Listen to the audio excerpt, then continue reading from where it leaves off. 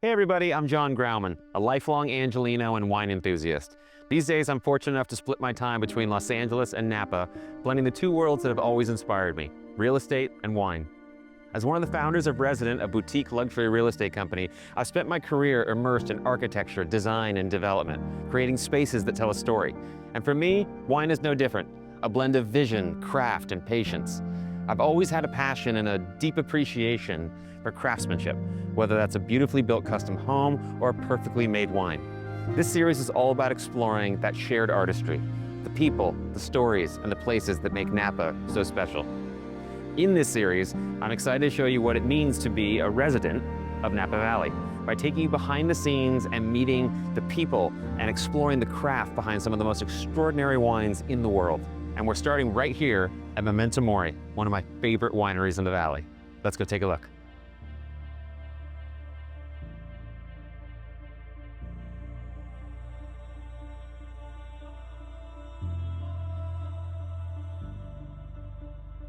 Yo!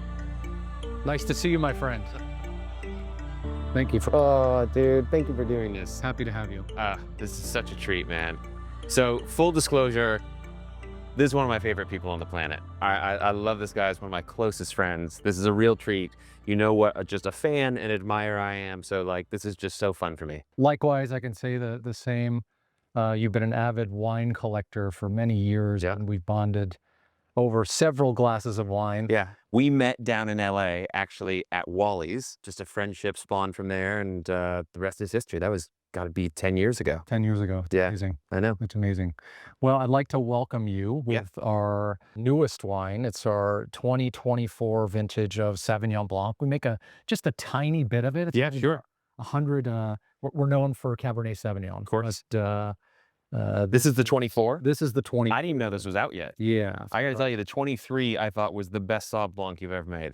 I genuinely mean that. That 23 was something else. Thank you. Thank you. Yeah, I wish we made a lot more of it. 150 cases, that's about it. Thanks for sharing one of them with me. Yeah. Light, crisp, airy. Beautiful. This is what Soft, balance.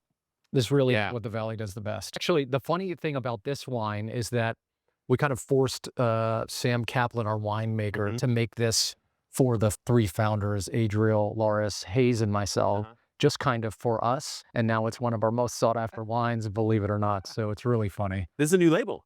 Yes. Tell me about this, because I know you are sort of the marketing guru behind this. Tell me about this. I was tasked to design a new label for that, and we thought, what a better time to go through a brand and redesign everything at one time. It's very rare in a company that you have that opportunity to do it. So we decided, thank you very much. The butterfly is known for life and living life. Okay. And the imagery. Memento Mori means remember you will die. Sure. Our translations remember to live. I wanted people to connect the butterfly with Memento Mori as living life. So Love that. we have these skeletons that I've taken these from a lithograph, a German lithographed artist. This particular piece is called Dance Macabre, and it depicts three skeletons that were dancing in death because they forgot to when they were alive.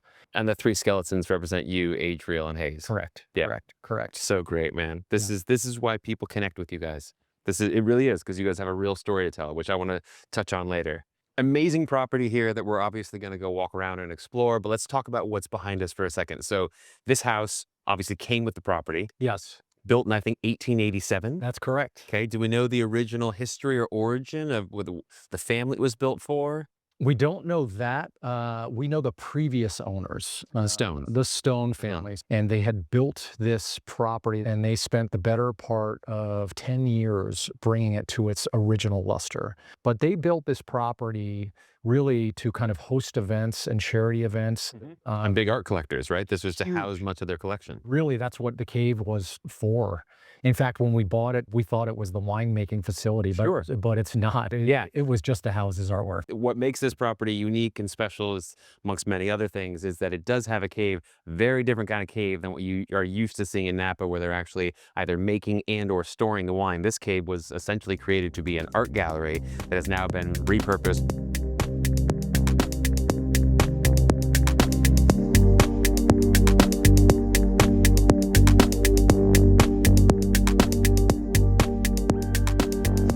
over this way because I want everyone to be able to get to see all the different sort of moments and elements that make this property so unique. And one of them is this incredible redwood grove. Yeah, I don't know too many people that have a redwood forest on their property, so I think it's one of the cooler features 100%. about this property. It's just so special at night.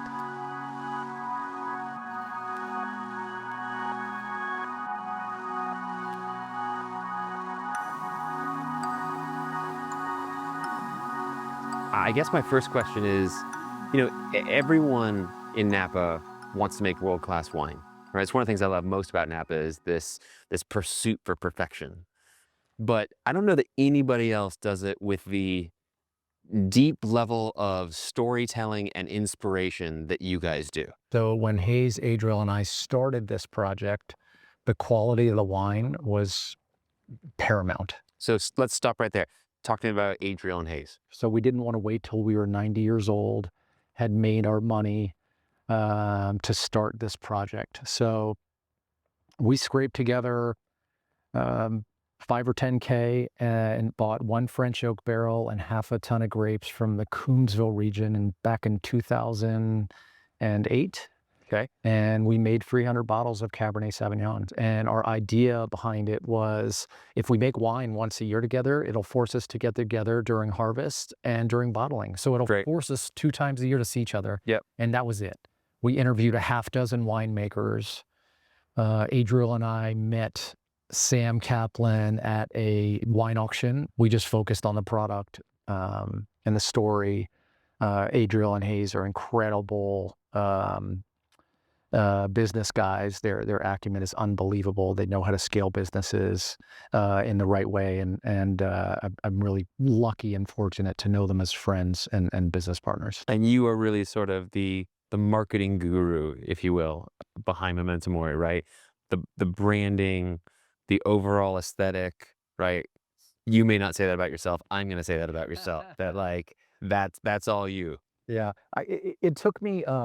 I was a classically trained artist in college at Boston University, but what I really love doing, and it took me a while to figure out, is creating and building brands. Creating something meaningful from nothing is such an incredible way for a guy to live their life. The Valley is full of world-class wine, right? I personally am of the belief, sorry, controversial, that the best wine in the world comes out of Napa Valley. And you guys are certainly high up on that list. But what I think differentiates you is the storytelling. The story that you guys tell, remember that you will die, and then essentially transform that to remember to live, right? That's how do we actually take that as a practical application in our day-to-day life? Remember to live.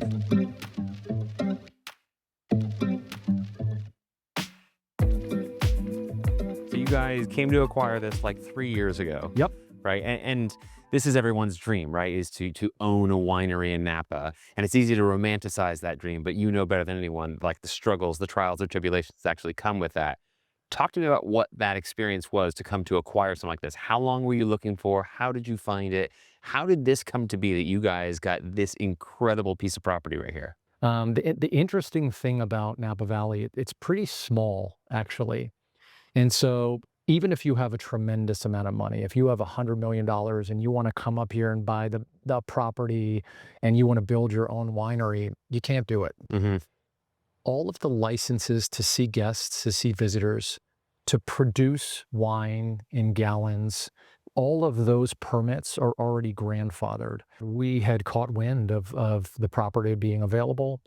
It was offered to us on a Sunday. We submitted an offer on a Monday. We were in escrow on Tuesday. Wow. With 30 days to close. Yeah. Well, one of those wow moments, this amazing James Turrell piece on the property. James Turrell, if you're not familiar with him, is sort of known as the godfather of light and space. So here we have this oculus, right, that sits in the middle of this infinity pool, which you can swim underneath inside of, which I, again, can neither confirm nor deny whether I may or may not have done that once or twice late at night.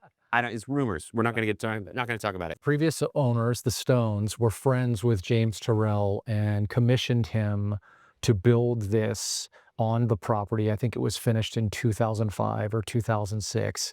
And it is the pièce de résistance for this property. Yeah. I mean, it is unbelievable. And it is the most unique thing in all of Napa Valley. Yeah. This is quite literally a part of the real estate. It is anchored into the real estate. To your point, it is the centerpiece of the property. How does one value a property like this? When we bought the property, this is almost a separate thing. So Yeah. it's like, it's a piece of art. And so it had to be gifted as a transferred ownership of just the pool, separate from the entire house and everything. But just if we can talk a little inside baseball, For sure. this was included in the price you paid, Correct. which is almost to say you got this just as a cherry on top, Correct. right? Because what you paid for the property was likely what the value of the land was worth. Correct. And then just throw in a one-of-a-kind piece from a world-renowned artist. Yeah. Unbelievable. It's unbelievable. You are the luckiest man in the world. I'll actually, you know what? I will Exactly. concede you are the luckiest man in the world.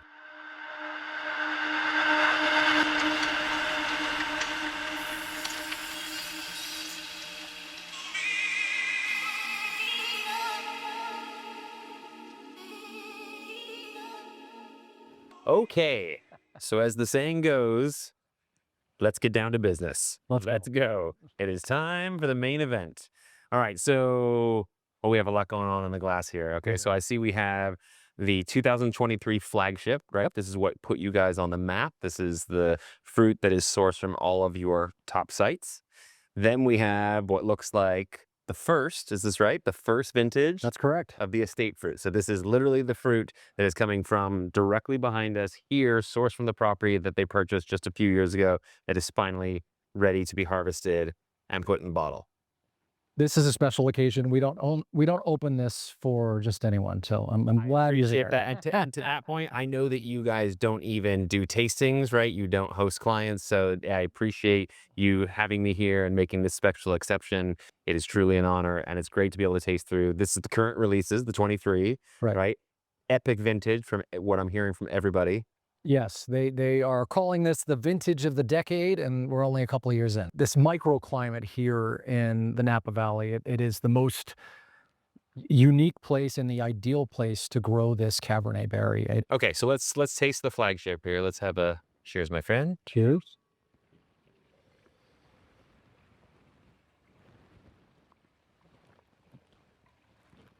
It's the one we started with. It's the one that we put so much love into. Always my favorite wine that we produce. I think your wines are known for being powerful, structured, elegant, terroir-driven kind of wines. But they're very approachable now. I mean, that we popped and poured this, and that's delicious. That's very drinkable right now. For us, we want you to drink them right now. Remember to live. It's the same Memento Mori philosophy that we have. They should be approachable. We sell them in 3-packs by design, so that you can have one now, you can have one after a couple of years, and then you can have one for a special occasion. Which is super fun, right? As a collector, it's great to just kind of sort of mark the occasion of when you had the first, make your notes of where it was, give you a sense of where you think it's at in the arc and when you want to open the next one. And then the third one, of course, is the hardest one to open. This, I understand, is a blending of, I think, is it 4 different sites or 5? I know you have Dr. Craun. Yep. Right. You have Las Piedras, both Beckstoffer sites. Yep. We have the Vine Hill Ranch. Yep. Okay. So 3 historic sites right there. Yep. I mean, we're talking like Grand Cru dirt. Okay. Then we have the Oakville Ranch site. Yep. Okay. And then do you also pull some from White's? White's. Okay. Congratulations. There you go. You can come work for me now. Okay. That's really impressive. Pay me in wine. Yeah, exactly. Start tomorrow. My business partner Hayes says we're the only idiots that blend these sites together. Everybody else, everyone else sell them individually. Right. So you can blend wine from different sites, or you can do what's known as like a single vineyard designate.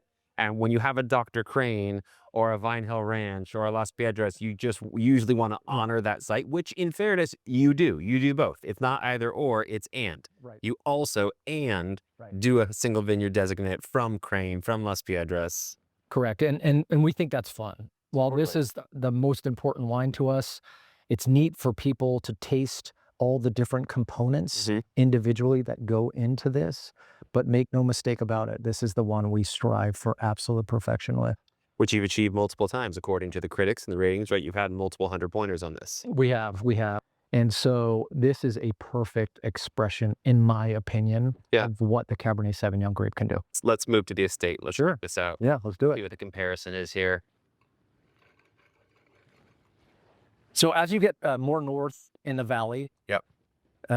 less of the influences from the bay and the cooler air. Yeah, So warmer up here. the sun becomes way more intense up here. It gets almost the hottest here in Calistoga. And so you'll see just predominantly Cabernet Sauvignon here. This is the most northern site for us. This is, you'll see, it is a very grippy, very intense, very bold wine.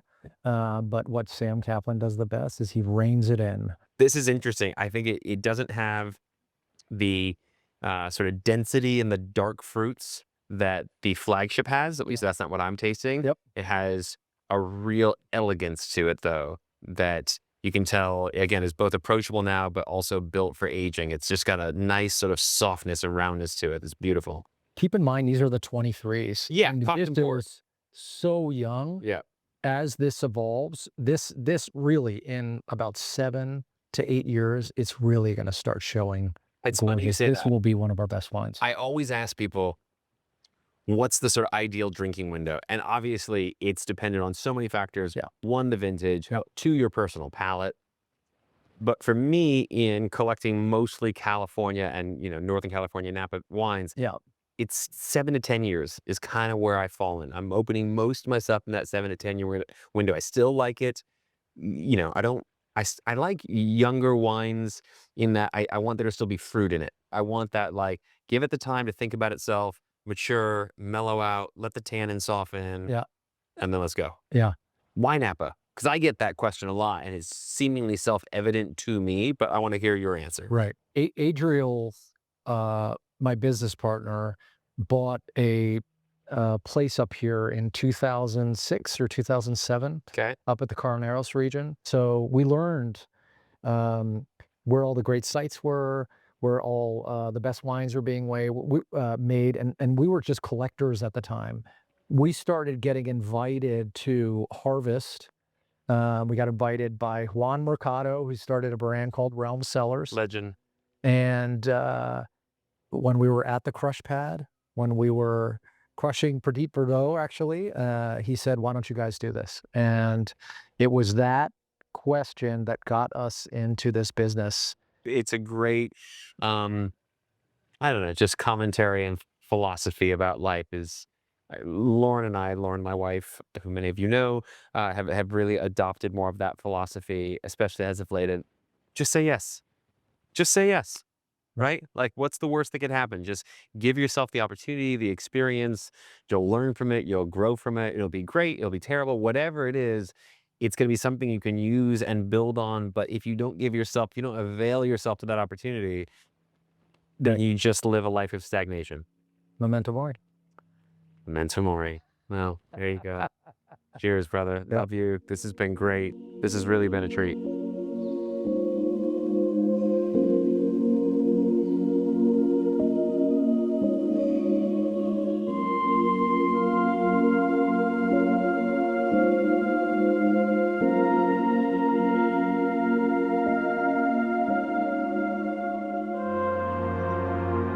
I have a second project. It's super fun. Yeah. I make a additive-free tequila down in Jalisco, Mexico, with my best friend. My second love. Yes. Wine first, tequila second. And the My cool, kids and family are somewhere in there, I promise. But yes. the cool part of this project is that we age, I call it a vintner's expression to tequila. So we age all of the tequilas in our used 100-point French oak barrels from Napa Valley. So after every vintage, we send 100 barrels down to Jalisco. El Negocio means the business, which I think is just the coolest name. And check out that logo. But we have to try it while you're here. Well, obviously. I'm not going to tease you guys or us. Of course, we're going to try it. I'll do the honors here. How about that? Yeah. I shall pour. So, do you like our shot glasses? That's how you drink tequila. Yeah, well, Well, this is how you should drink every alcohol, to be honest. This is how you get the aromatics. That's how you get right the here. aromatics, So yep. champagne is better in this, so is tequila. So salud, my friend. This is our Añejo tequila. It's been aged 14 months in our Memento Mori French oak barrels. So you'll really see the characteristics of the barrel influences, just like you would the wine. Yeah. So cheers.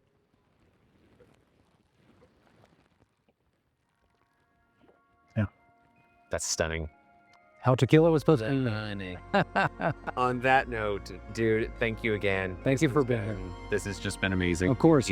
Thanks for being here. We appreciate it. Guys, Memento Mori, I can't say enough about it. One of the best wineries in the valley, which in my opinion makes it one of the best wineries in the world. So stay tuned for the next episode and hope you enjoyed this. Cheers. Cheers.